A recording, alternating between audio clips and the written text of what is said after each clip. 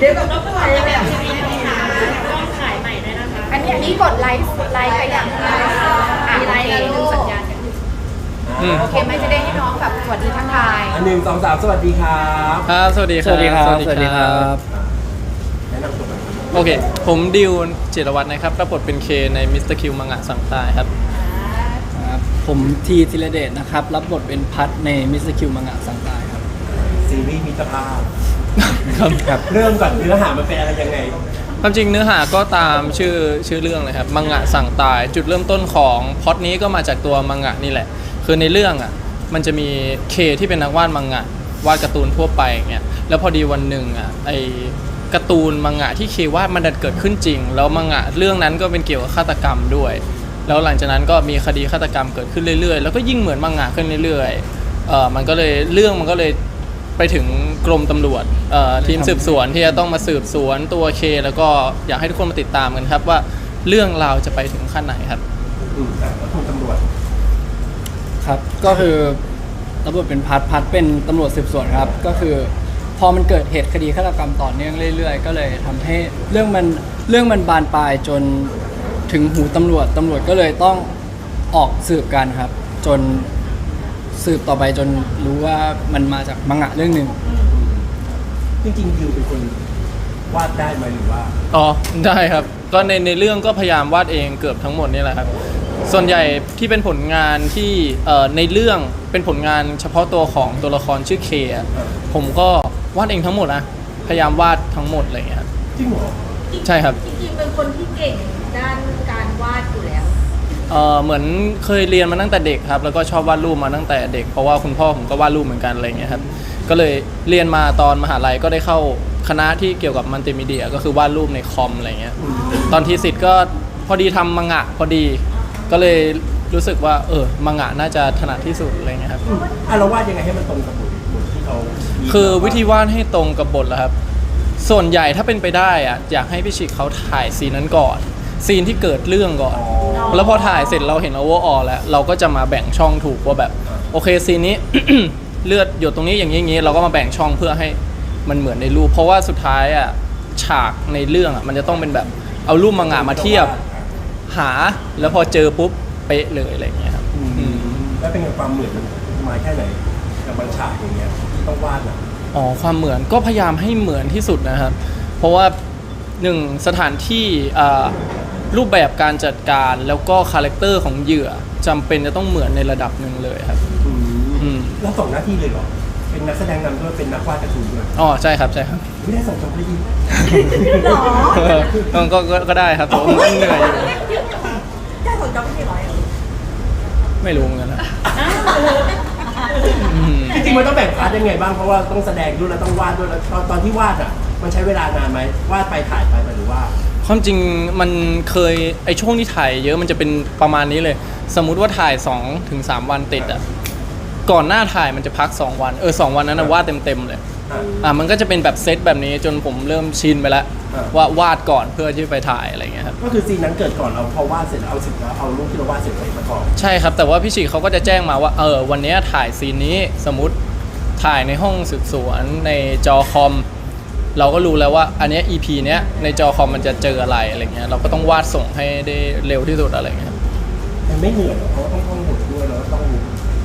ความจริงเหนื่อยไหมมันก็เหนื่อยแต่ว่าผมรู้สึกว่ามันก็ไม่ได้เหนื่อยมาก เพราะว่าด้วยความบทเนี้ยมันมีมาเรารู้ตั้งนานแล้วตั้งแต่สมัยที่เราเล่นลิฟเดย์พี่ชิคเขามีเสนอมา แล้วก็มีการพูดคุยกับทั้งผมทั้งทีมมาตลอดอะไรเงี้ยครับเรื่องตัวละครหรือว่าเนื้อหามันมีระยะเวลาที่นานในการที่จะอินแล้วก็ทำความเข้าใจอะไรเงี้ยครับเลยโฟกัสแค่เรื่องวาดรูปผมว่าก็ยังโอเคอยู่ แต่ส่วนของที่ดี ก็คือเป็นลองเป็นตำรวจนักแสดง ครับ ต้องฟิตไหม ก็มีฟิตครับ ฟิตยังไงบ้างเราต้องไปเตรียมตัวยังไงเพราะว่าต้องไปตามจับเขา ช่วงก่อนถ่ายมันก็จะมีแบบว่าผมก็ต้องไปเล่นฟิตเนสอะไรเงี้ยครับแล้วก็มีไปเวิร์กช็อปเรียนพวกคิวบูนิดหน่อยอะไรพวกศิลปะป้องกันตัวครับแล้วก็จริงๆพวกกับจะพยายามส่งหนังที่เกี่ยวกับพวกแนวเนี้ยสืบสวนสอบสวนให้ผมดูว่าเป็น reference ในการเล่นครับก็ผมก็ต้องไปไล่ดูให้หมด แล้วก็จำแล้วเอามาใช้ เรียนอะไรบ้างคะ อะไรนะครับ ฝากก็ป้องกันตัวนี่คือเรียนอะไรบ้าง ก็พวก ยูโดคาราเต้อะไรอย่างเงี้ยครับ ซึ่งก่อนนั้นน้องมีพื้นฐานอยู่แล้ว ก่อนหน้านั้นผมก่อนที่จะส่งไปเรียนผมก็มีไปเรียนมวยไทยบ้างนิดๆหน่อยๆไปกับเพื่อนครับไปแบบขำๆอะไรเงี้ยครับ แล้วพอได้เรียนได้มาใช้จริงแล้ว เหมือนที่เราเรียนมาไหม ก็เรียนน่าจะง่ายกว่า ทำไมอ่ะ ครับของจริงพอมันเข้ากับสตันอย่างเงี้ยคือบางทีก็พอสถานการณ์จริงอะพอมันต้องรวดเร็วไปหมดอย่างเงี้ยมันก็เลยยาก แต่พอเรียนอย่างเงี้ยคือครูเขาก็ปล่อยให้เราจับไงจับแขนจับอะไรเงี้ยแต่พอของจริงอ่ะเขาก็ไม่มาปล่อยให้เราจับง่ายๆหรอกเราต้องจับเองเงี้ยแล้วพอสถานการณ์มันเร็ว บางทีก็คว้าผิดคว้าถูกบ้างอะไรเงี้ยครับมันก็ ซึ่ง ยากกว่า เรื่องนี้เราจะได้เห็นกีในลุคใหม่เลย ก็ แบบว่ามุกเมนต์ หวังว่าจะเป็นอย่างนั้นครับ เพราะว่าเอาจริงผมพอเป็นเรื่องแรกผมก็ไม่รู้ไงว่ามันจะออกเป็นยังไง แต่ก็หวังว่าจะเป็นอย่างนั้นเพราะผมก็ทำเต็มที่มากอยู่ครับ แต่เราต้องดูกล้องไหมว่าเอ้ยมันแบบมุมนี้มันเท่ไหมอะไรอย่างเงี้ยเพราะความเป็นตำรวจไง หรือว่ากล้องตามความเท่เรา เราหมุนไปกล้องหมุนตามเท่เรา คือเอาจริงๆตอนผม ก็นี่ไงกับเวลาเขาถ่ายใช่ไหมแล้วคือกล้องก็ตามทีไม่ได้ทีตามกล้อง น้องตามความเท่ของพี่ คือจะเอาจริง ๆ ว่าผมพูดจริงๆเลยผมไม่ได้สนกล้องเลยผมเอาให้มันแบบ เอาให้มันดีที่สุดอะกล้องจะอยู่ตรงไหนช่างมันก่อนเลย เหนื่อยไหมพี่ถามเล่นฉากบูแอคชั่น เหนื่อยครับเพราะมันก็หลายเทคกับมันทำหลายรอบมันก็เหนื่อย เพื่อนให้กำลังใจไงบ้างเห็นเขาโพสต์เป็นไง กูก็มี ตอนที่พูดแบบวันนี้เหนื่อยจังว่าแบบเดี๋ยววันหน้ากูเองอะไรเงี้ยครับมันจะสลับกันก็มันลุ้นรายอาทิตย์อะครับว่าวันไหนใครนัด แต่เรารู้แบบที่เราโดนกระทำเป็นไง โดนตามล่างไง ใช่ไห มันมีนะมันมีผมต้องเอาคืนบ้างเลยต้องรอติดตามอะไรนะครับ ในเรื่องเราต้องเก่งเหมือนเขาไหมในพาร์ทรู้อะ ผมว่าไม่ถึงขั้นแต่ว่าผมว่าด้วยเรื่องมันน่าจะต้องมีฉากหรือว่าที่มันต้องแอคชั่นทั้งสองคนหรือว่าแยกกันไปเส้นเรื่องของตัวเองก็มีอะไร เพราะในเทรลเลอร์คือครึ่งแรกเราวาดการ์ตูนครึ่งหลังเรามีแต่แผล ใช่ครับม ตรงไหนเราบู๊ตรงไหน บู๊ตรงไหนอะครับต้องรอดูนะครับ จริงๆมีแต่ช่วงแรกก็อาจจะโดนบี้ก่อนไม่ได้โดนบู๊แล้ว แต่บอก โด ว่าน ตอนที่เราโดนบี้โดนบู๊ไม่มาช่วยเลย ฮะ ทีมไม่มาช่วยเลย เออ ช่วยไม่ทันเลย ก็ถ้ามันมาช่วยทันผมจะมีแผลไหมอะ ไม่ถึงเลยมันยับเลยไงครับ มันก็ต้องมีฉากสาเหตุ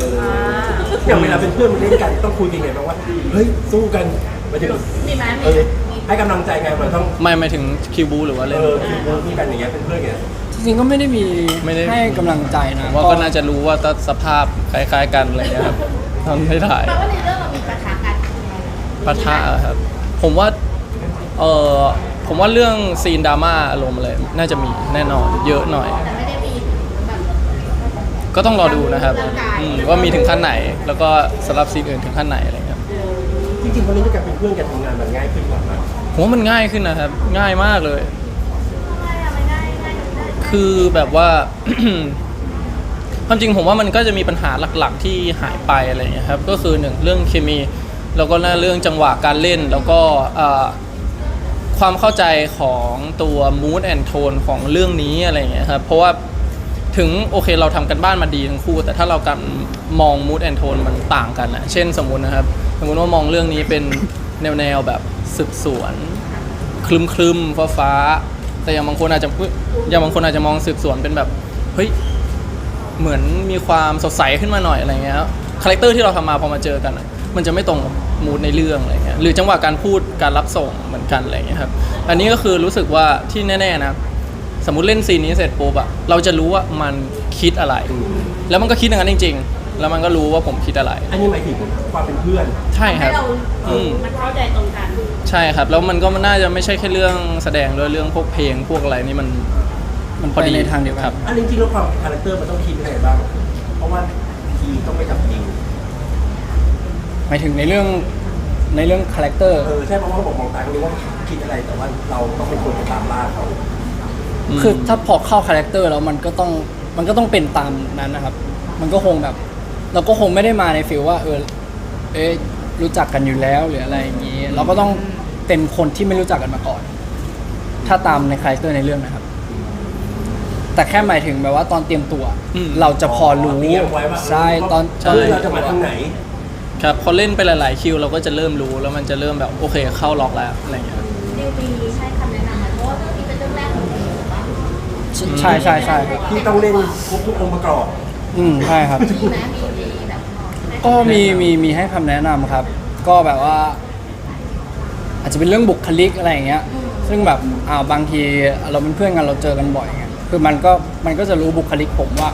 บางทีแบบไหลห่อไปบ้างแบบก็ยืดหน่อยหรืออะไรอย่างนี้แบบเรื่องเสียงหรือเรื่อง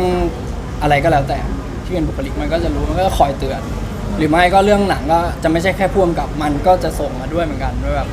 ไปดูเรื่องนี้ด้วยนะอะไรอย่างเงี้ยเรื่องนี้แบบมันว่าดีผมก็แบบก็ไปดูตาม จริงๆที่เป็นตำรวจแบบไหนเข่งขรึมตามล่าหรือแบบ ในคาแรคเตอร์ในเรื่อง ตลก ไม่ตลกไม่ตลกไม่ตลกครับ ยังไงมันมียังไง ก็จะเป็นถ้าเอาเป็นรวมมาคำเดียวก็เป็นเข่งขรึมแล้วกันครับ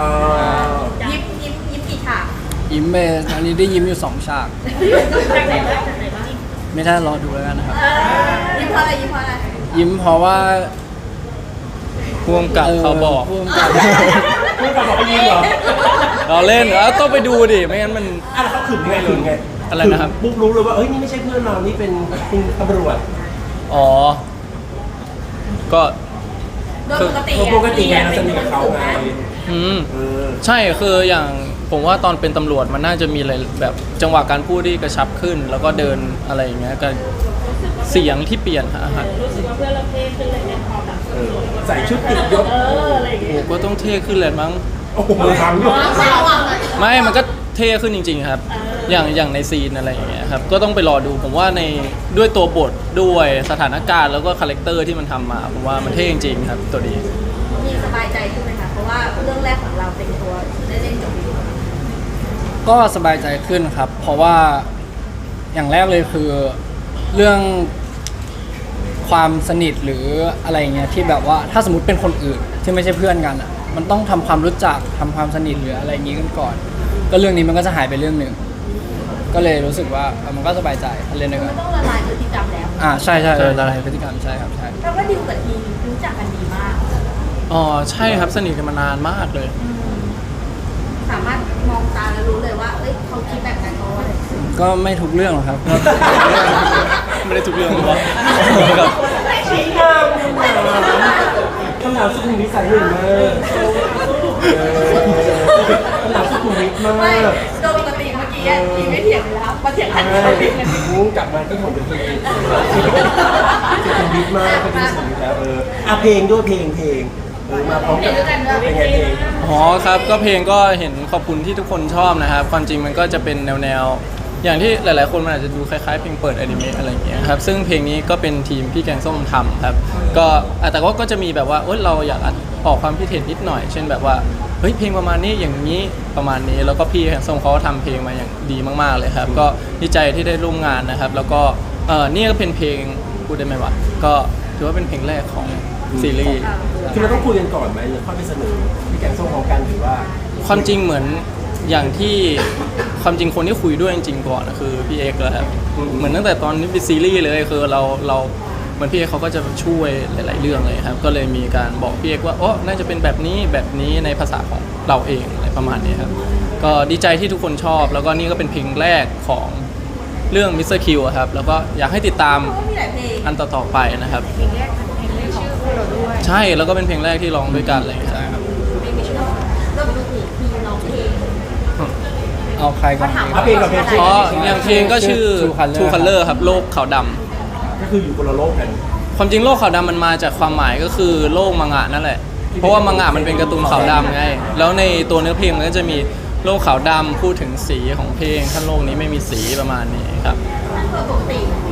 ถ้าเลือกเราก็คือใครขาวใครดำดูถ้าดูคาแรคเตอร์ มันก็ขาวเพราะว่ามันตัวขาวกว่าแบบสีขาว แล้วเราก็เลย เราก็เลยดำ ใช่ก็เข้ม เข้มเข้ม เข้ม อ่ะ เข้มดีกว่าครับ แล้วอย่างท่อนร้องก็เป็นไงบ้างพี่ ตอนแรกครับ ยากไหมอะ ตอนร้องก็ยากครับ แต่ก็มีการผมก็ซ้อมบ่อยครับ พอไปอัดจริง ๆ ก็ทำได้ตามที่คิดไว้ เป็นไงบ้างร้องกับเพื่อน ค ก็ดีครับความจริงด้วยความที่เหมือนว่าเราชอบร้องเพลงอยู่แล้ว ถ้าเราเก่งกันด้วย ใช่แล้วก็จะมีเพื่อนกลุ่มเพื่อนนี่แหละ แล้วพอดีมีเพื่อนคนหนึ่งที่เหมือนที่บ้านเขาเป็นครูสอนร้องเพลง คุณแม่เขาเป็นครูสอนร้องเพลงเนี่ยแล้วคุณแม่เขาบอกว่างั้นไปเรียนกับคุณแม่เขาไหมอะไรเงี้ยผมไปเรียนมาเรื่อยๆจนแบบก็ทำให้แบบพัฒนาขึ้นจนตอนนี้ก็รู้สึกว่าชอบเรื่องการร้องเพลงนะครับ แล้วก็พอได้เจอเพื่อนได้เจอครูแล้วก็เจอกันบ่อยอะไรเงี้ยผมว่ามันนอกจากการเรียนร้องเพลงอ่ะมันจะมีการคุยเรื่องสไตล์ด้วยว่าโอเคสไตล์ร้องแบบนี้ร้องยังไงให้มันเข้ากันให้มันอิมแพคขึ้นอะไรเงี้ยหรือว่าเพลงแบบไหนถนัดมึงเพลงแบบไหนถนัดกูประมาณเนี้ยครับ ซึ่งในเรื่องนี้ก็มีหลายเพลง ใช่ครับก็จะมีแล้วก็ความจริงก็อยากให้ติดตาม เพราะว่าเหมือนก็ได้มีโอกาสที่จะทำ เพราะมันดูควบ กัน คู่มากับซีรีส์เลยเพลง ใช่ครับ แสดงว่าต้องมีเพลงเดี่ยวของแต่ละคนด้วย อ่า ดูดิดูทีดูที อ๋อ ครับรอติดตามครับ ครับ แค่ที่ยิ้มพี่ก็สบายใจ พี่ก็ใจเย็นนิดนึงนะคะ ครับ เห็นดูเหมือนอยากร้องให้ฟังเห็นเนาะอันนี้น้องอยากให้ดูน้องอยากให้ดู อยากให้ดูก่อน ใช่ดูก่อน ไฟนอลร้องเลย อยากให้ดู EP แรกเนี่ยก่อน ไฟนอลก็ต้อง ไฟนอล โอเค ก็ต้องมีอยู่นะครับ ให้น้องฝากติดตามไหมคะ ถ้าคนดูเรื่องนี้แล้วจะยังไงบ้างกับผลงานของเราที่เขารอคอยกันมันเนี่ยรู้กันว่ามันจะเป็นยังไง ความจริงอย่างแรกก็มันอาจจะเป็นแนวใหม่ๆสำหรับบางคนหรืออาจจะเป็นแนวที่ถูกจริตสำหรับบางคนด้วยอะไรเงี้ยพวกเราก็พยายามทำออกมาให้แบบอยากให้ทุกคนชอบ หรือว่าลองเปิดใจแล้วก็ลองอินกับเรื่องนี้ครับเพราะว่าผมว่าไอ้โปรเจกต์เนี้ยครับมันคือการทำงานร่วมกันกับทั้งพี่ชิกด้วยแล้วก็แบบทั้งกลุ่มเพื่อนของพวกผมด้วยอะไรเงี้ยก็พยายามที่จะทำให้มันสมบูรณ์แบบที่สุดนั่นแหละทั้งในทุกๆองค์ประกอบตั้งแต่องค์ประกอบที่มันเป็นเนื้อเรื่ององค์ประกอบที่มันเป็นรูปวาดคาแรคเตอร์รวมถึงเพลงด้วยก็พยายามคิดออกมาให้มันส่งเสริมเนื้อเรื่องพล็อตนี้ให้มันมากที่สุดนะครับก็อยากให้ทุกคนติดตามจริงๆครับ ซึ่งไม่สามารถเดาประจบได้ ไม่สามารถเดาได้ผมก็ยังเดาไม่ได้ครับ อยากให้พี่อ้อนแฟนๆหน่อยให้มาดูเรื่องนี้ด้วยกัน อ้อนแบบสไตล์ ขออ้อนนะขออ้อนนะเนี่ย ต้องจับ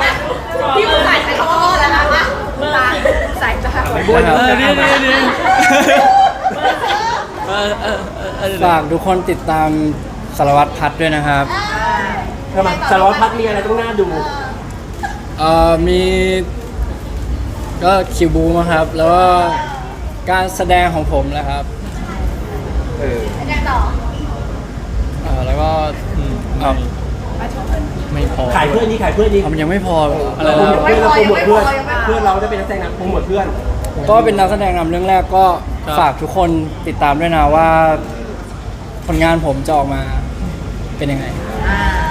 เราให้กำลังใจเพื่อนหน่อยว่าเป็นไงผลงานเพื่อน อ๋อครับก็อยากให้ทุกคนติดตามมันนะบอกเลยเซอร์ไพรส์แน่นอนฮะ สายตายอ้อนลูก อ๋อติดตามชีนะฮะ ไม่เหมือนไม่คุ้นไม่คุ้นดีกว่า ติดตามชีนะครับแล้วก็ผมว่าน่าจะเจออะไรใหม่ๆ เพราะว่ามันก็ไม่เคยเจอมันจากที่ไหนวะอย่า พี่ถึงคุยกับเขา พี่ต้องตอบมา แล้วผมไม่เคยเล่นแนวสืบสวนสอบสวนด้วยไง ก็เลย ยังไงก็เซอร์ไพรส์แน่นอนอยู่แล้วครับ ดูได้ที่ไหนเมื่อไหร่ ฝากติดตามค่ะ ครับก็อยากฝากให้ทุกคนติดตามนะครับมิสเตอร์คิวมังงะสั่งตายนะครับทุกวันอังคารทุกวันอังคารเวลา 20:30 ที่ช่อง GMM 25 นะครับแล้วก็ดู ย้อนหลังได้ที่แอปวันดีนะครับที่เดียวนะครับ เวลา 3:30 นะครับ เรื่องนี้เป็นแรก ครับวันนี้ EP แรกก็ฝากทุกคนด้วยนะครับ แล้วก็มีเพลง True Color นะครับ อยากฝากทุกคนติดตามด้วยจริง ๆ ครับ โอเคค่ะ บ๊ายบายค่ะ ขอบคุณครับขอบคุณครับ ขอบคุณครับขอบคุณครับขอบคุณครับ มีอินเสิร์ตไหมมีอินเสิร์ตไหมมีอินเสิร์ตไหม ไม่มีหรอคืออะไรคืออะไร บ๊ายบายไลฟ์บ๊ายบายไลฟ์ค่ะ ใครน่ารักหรอใคร ก็เป็นตำรวจกับนักเขียนจะมาน่ารักอะไรล่ะ ใช่